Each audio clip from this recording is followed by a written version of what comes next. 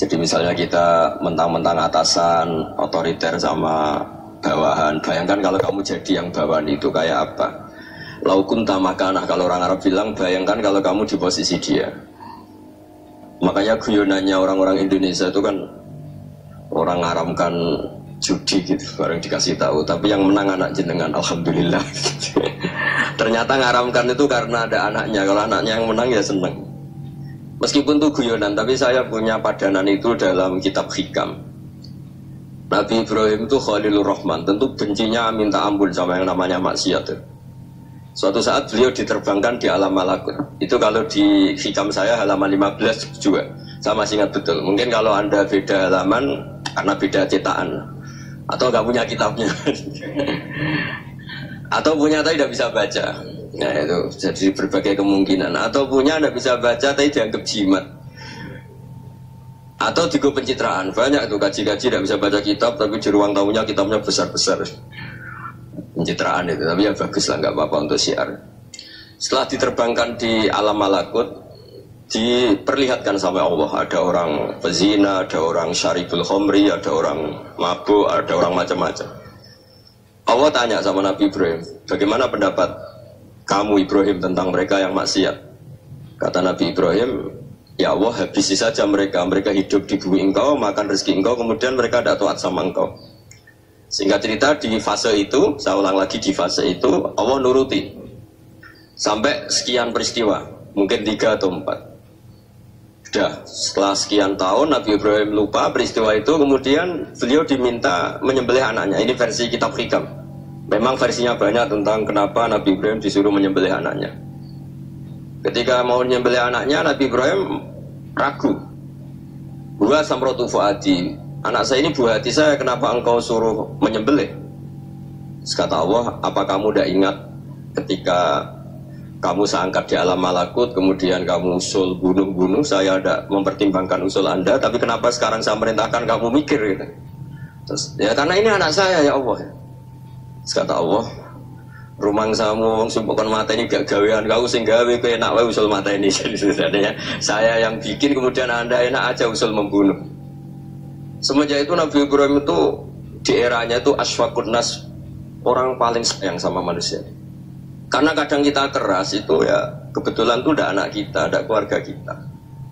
Cara orang Jawa itu kan gitu ya, kalau ada perempuan terus macak yang macam-macam pakai sepeda motor cowok terus wah itu luput suwuk, semoga-moga gini. Tapi setelah dikasih tahu, iku ponakane jenengan, semoga-moga selamat. Jadi jangan-jangan kemarin ahli ma'asi itu kebetulan itu tidak keluarga kita. Kalau keluarga yang pernah salah pada kita, semangat kita mintakan maaf. Jangan-jangan kita didikte hukum sosial gitu. Jadi orang yang salah kebetulan itu orang yang menservis kita, atau keluarga kita, atau orang dekat kita. Jangan-jangan semangat kita mintakan ampun. Tapi kalau sama orang lain kebetulan musuh kita semangatnya minta itu kena adab. Nah ini yang nggak boleh dalam Islam. Islam mengajarkan niru Rasulullah SAW, Nabi itu rahmatal lil alamin. Bahkan kemarin saya ngaji virtual sama beberapa habaib, ada Habib Ali Al-Jufri dari Mesir, ada Habib Alwi dari Kuitang, ada Habib Nabil Al-Musawa.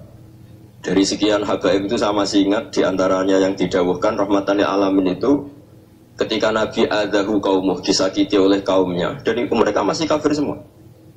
Itu mereka dapat doanya Nabi, Allah mahdi qaumi fa innahum la ya'lamun. Kayak apa baiknya Nabi, orang yang menyakiti, yang melukai, tapi Nabi masih berdoa, Allah mahdi qaumi fa innahum la ya'lamun. Sayyidina Umar dapat doanya Nabi itu yakhina kana kafiran, ketika masih kafir didoakan, Allahumma a'izzal Islam bi Umar. Itu ketika masih kafir. Itu pelajaran bagi kita bahwa yang sedang tidak cocok pun itu berdapat doa kita.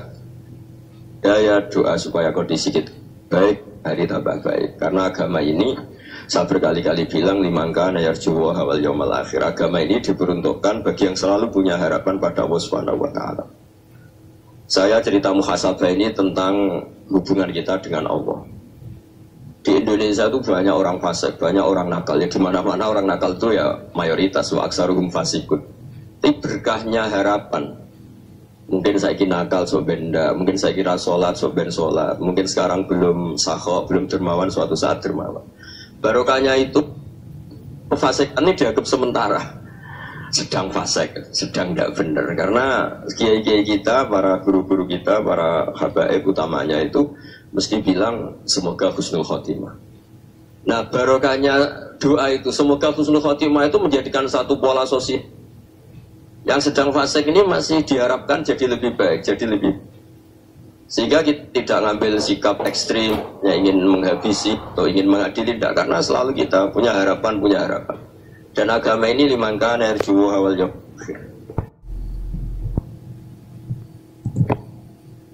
Kamu nggak ingin kan langsung dapat azab, dapat apa?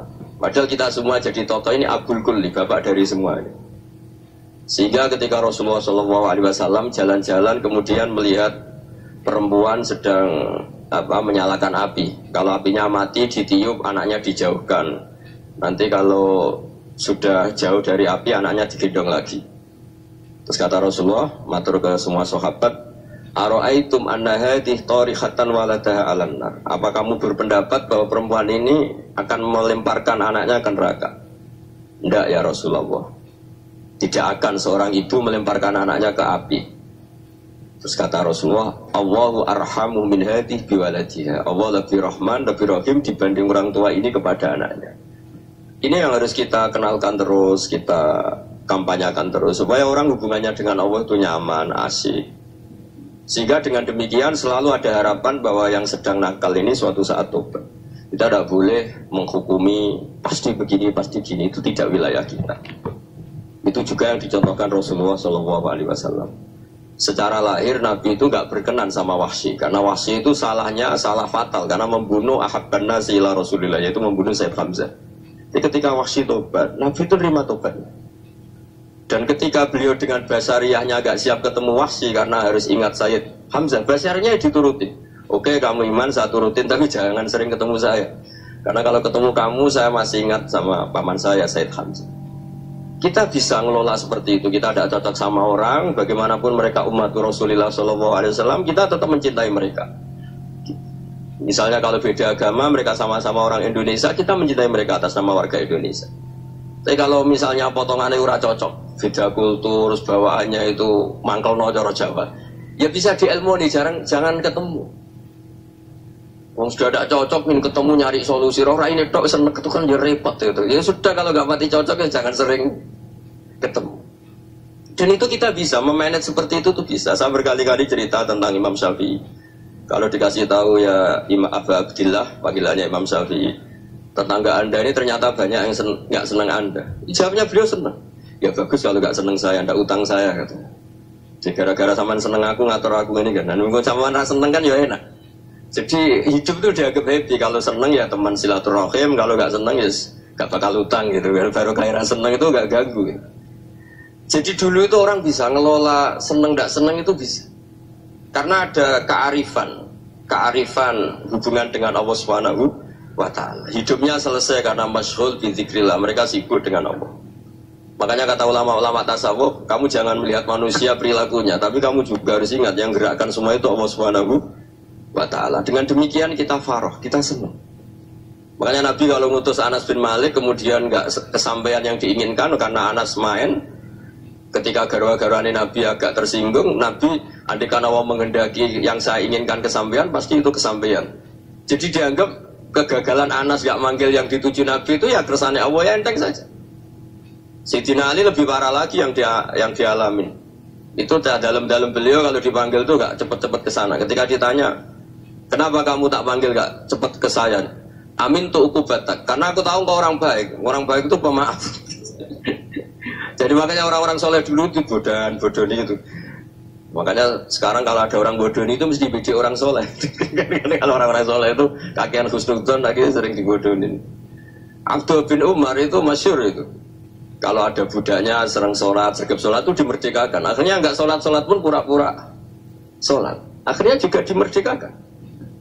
Ketika ditanya, kenapa engkau merdekakan? Padahal mereka sholatnya menipu engkau, kata pembisik-pembisik itu. Man khoda'ana lillah in khoda'na lah. Dia nipu atas nama Allah, berarti saat tertipu juga atas nama Allah. Gak masalah dong, semuanya demi Allah Subhanahu wa Ta'ala. Jadi ketika kita ketemu sifat Allah Ta'ala itu ghafir, Allah pemaaf. Jangan kamu nggak fair untuk diri kamu nyifati Allah ghafir, pada orang lain Allah kamu sifati syadidul iqab. Jadi Allah kamu atur kayak MC tadi ngatur saya. Jadi Allah itu apa? Kalau pada saya ghafir, kalau pada musuh saya syadidul iqab. Nah, itu tidak fair. Kalau Anda punya harapan kepada Allah karena Allah Rahman Rahim, Allah ghafir, sebenarnya Allah pada musuh kita ya bisa saja Allah ghafir, bisa saja Allah Rahman Rahim. Jika kita melihat orang lain yang kita tidak cocok itu ya enteng saja. Itu min ummati Rasulillah sing tanaluhu syafa'atu, tanaluhu sa'atu rahmati, tanaluhu fair. Jangan dengan kita kayak mesti dapat rahmat, jangan orang lain kayak Allah pasti syadidul iqab. Itu tidak boleh. Sehingga ketika ada orang Badui, singkat cerita orang Badui ini kencing di masjid, semua sahabat membentak dia. Yang nggak bentak hanya Nabi dok. Saking mangkalnya orang ini karena semua sahabat bentak kecuali Nabi. Setelah dibenarin Nabi, terus Nabi nyuruh Sobu Ali Danuban min Ma'in. Setelah disucikan masjid itu, dia berdoa keras sekali. Allahumma arhamni wa Muhammadan wa la tarham ma'ana ahadan. Ya Allah, yang berhak dapat rahmatmu hanya saya dan Nabi Muhammad, yang lainnya jangan. Karena yang lainnya tuh jengkelin, gitu aja saya salah dimarah-marahin gitu. Jadi kalau kamu doa terbatas ya kayak orang Bedui nih, kayak orang Arabi. Apa kata Nabi? Laqad tahajjarta wasian. Allah yang rahmatnya luas menjadi kamu sempitkan. Karena kamu mau atur Allah hanya Rahman pada Indonesian Power, pada NU, pada kita, yang orang lain nggak perlu dapat. Itu kan kasihan Islam, karena Islam terus nggak dimiliki semua orang. Allah nggak dimiliki semua orang, Rasulullah nggak dimiliki semua orang, karena di NU, di ormas tertentu, di nggak boleh seperti itu. Nggak boleh takhasyar tawasian, kata Nabi, nggak boleh mempersempit berat yang rahmatnya itu lepas. Ini semoga etika ini kita pakai di Indonesia. Yang sedang fase kita harapkan lebih baik, yang sedang nggak dapat hidayah kita doakan dapat apa hidayah. Masyhur kan, makanya tadi saya mohon sama Habib Ali supaya Habib Ahmad supaya tetap mahalul qiyam tabaruk sama Habib Ali. Di antara doa-doa di Simtud Duror masyhur itu antuqa bilal mudhriba minnah bil ghufran wal musi'ah bil ihsan. Jadi harapannya para habaib, para orang-orang baik dulu ya, semoga yang dosa itu dimaafkan, yang sedang salah dibuka, bikin lebih baik. Nabi itu tugasnya juga gitu. Wastaghfir li dzambika walil mu'minina wal mu'minat. Nabi itu tugasnya juga memintakan ampun yang sedang salah. Nah, ini cobalah jadi etika kita, muhasabah kita. Jadi muhasabah itu cara berpikir kita set, kita pikir ulang. Ternyata semangatnya seorang Nabi itu wastaghfir li dzambika walil mu'minin. Semangatnya itu memintakan ampun. Orang ahli tafsir tahu semua kalau Nabi itu tidak mungkin dosa. Jadi itu khitabun Nabi wa urida bihi ummatu, itu khitab Nabi, tapi yang dimaksud itu umatnya, karena Nabi tidak akan mengalami dzambun, nggak akan mengalami dosa. Sekarang enggak, kadang-kadang kita ini kalau orang lain salah itu semangat. Kalau di perusahaan ada teman salah, apalagi pimpinan salah itu seneng, barokahnya salah bisa ganti kan gitu. Ya, jadi kalau mungkin di dunia tokoh juga gitu, barokahnya ada tokoh salah, kita yang jadi populer sendiri, tidak boleh seperti itu. Kita harus salimus sodri di jami'il muslimin. Jadi ini harus dilatih. Saya tadi matur sama Habib Ahmad, latihan kita jadi hidup. Nabi itu kalau resep jadi wali itu kata Nabi gampang. Kata Nabi, kalau kamu ingin disenangin Allah, ya sudah. Kalau kamu asbahta, amseta, gini-gini, perasaan kamu, kata Nabi, jangan punya perasaan hafil sama orang muslimin. Itu sudah wadhalika min sunnati. Makanya Nabi ngendikan la yablughni ahadun an ahadin syai'an. Ada yang baca la yuballighni ahadun an ahadin syai'an. Seseorang jangan melaporkan ke saya tentang salahnya yang lain. Fa inni akhruju ilaikum wa ana salimus sadri. Karena saya ingin ketemu sampean semua dalam keadaan salimus sadri, tidak punya perasaan apa-apa. Karena kalau nurutin membisik, nurutin informasi itu ya repot, karena orang pasti sepihak. Ada kiai yang top datang ke kampung-kampung ning desa-desa. Kata yang seneng itu punya akhlak. Wah, itu bagus orang besar datang ke kampung-kampung. Kata yang nggak seneng, wah, itu jobnya kiai kecil kok diambil, itu kan ya kasihan itu kan sudut pandang. Makanya saya sering bilang, akal kita ini cukup untuk mentasdik Rasulullah SAW. Meskipun perasaan kita kadang orang Jawa itu beda. Saya berkali-kali bilang sama peneliti dari Jogja, kenapa sih Gus para nabi itu kok poligami istrinya banyak? Nabi Dawud katanya itu berapa? Nabi Sulaiman malah jumlahnya agak terbatas ini. Nabi Muhammad itu paling sedikit. Saya tanya gini, perempuan itu orang lemah. Jadi kalau nolong orang satu gimana baik? Kalau nolong orang dua ya lebih baik. Ya sudah kira-kira seperti itu. Paling tidak akal kita masih tahu kalau orang baik itu kan mesti baik. Nolong orang satu baik, nolong orang dua ya lebih baik, nolong orang tiga lebih baik. Tapi kalau kamu orang nggak baik, satu saja kamu terlantarin, kamu miskinkan, kamu ya tinggal ukur kan. Kalau orang baik nambah baik, tapi kalau orang buruk tambah buruk. Nah itu akal. Akal kita bisa menganalisis kenapa sih nikah itu ada yang poligami, ada yang enggak. Ya sudah, ukur saja diri kamu.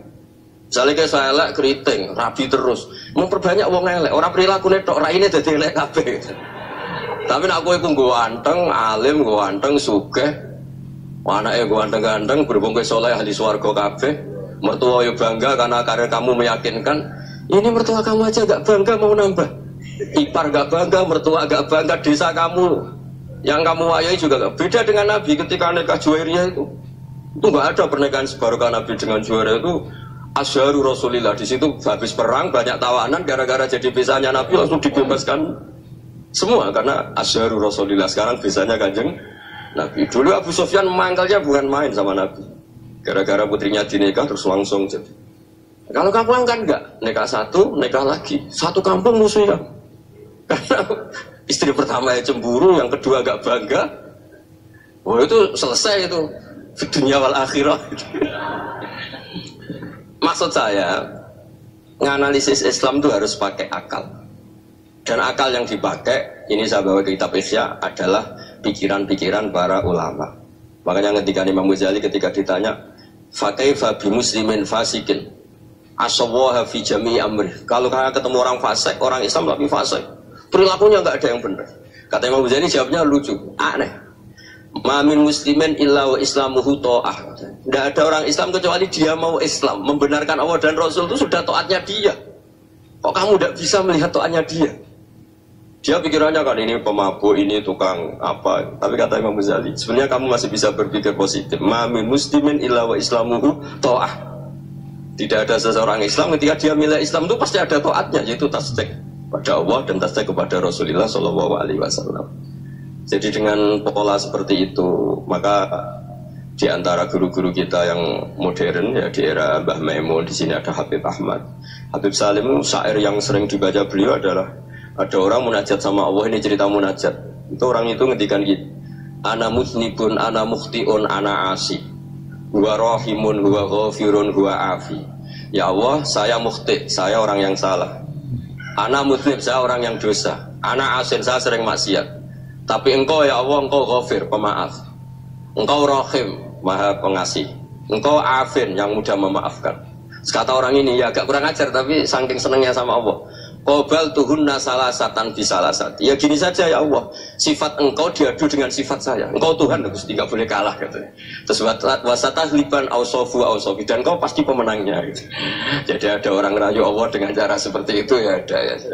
Saya ini manusia, salah saya banyak. Engkau ampunannya banyak. Engkau Tuhan, Gusti, tidak boleh ampunan Anda, ampunan engkau kalah dengan salah saya. Tidak boleh Tuhan kok kalah. Jadi untuk supaya orang punya harapan gitu. Banyak juga wali-wali yang jadab ketika datang ke makam Rasulullah SAW. Itu kalau dungo ya agak kacau sebetulnya, cara syariat agak kacau. Ya Allah, engkau punya dua pilihan. Jika engkau menjadikan saya soleh, surah habibuk, yang senang kekasihmu, yaitu Rasulullah SAW. Tapi jika engkau menjadikan saya fasik, surah adubuk, yang senang itu setan. Monggo jenengan mau menyenangkan kekasih jenengan, mau menyenangkan musuh jenengan, monggo. Jenengan bebas kok memilih. Nah, mestinya Allah ya senang menyenangkan kekasihnya. Jadi ya, intinya Allah dipaksa untuk menjadikan dia orang soleh gitu. Jadi kayak kemarin itu Pak siapa yang kesini